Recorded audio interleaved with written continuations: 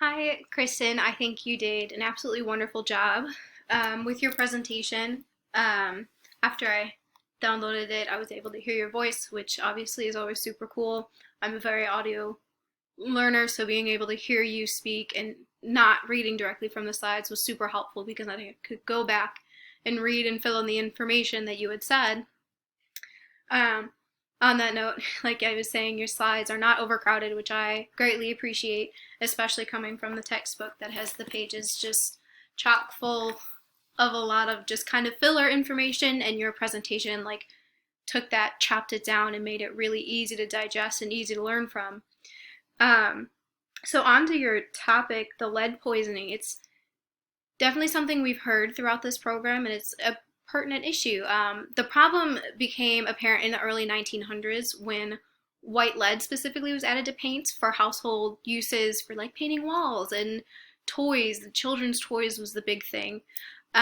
Eventually, the adding lead into the household paints, specifically the household paints, was banned in 1978.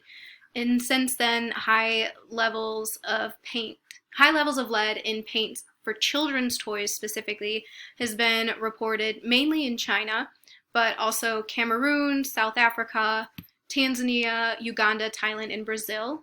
The most cases of lead poisoning overdoses, I should say, was in France and the United States.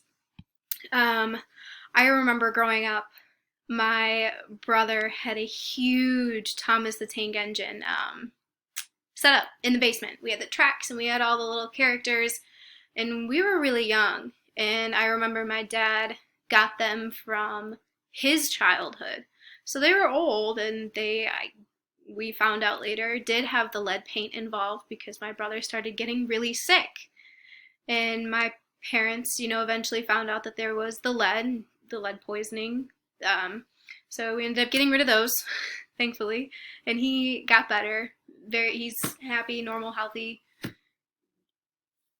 guy. He's 22 now, so I can't say kid. But so yeah, that was a huge problem. And then, of course, my dad had no idea that that was a thing.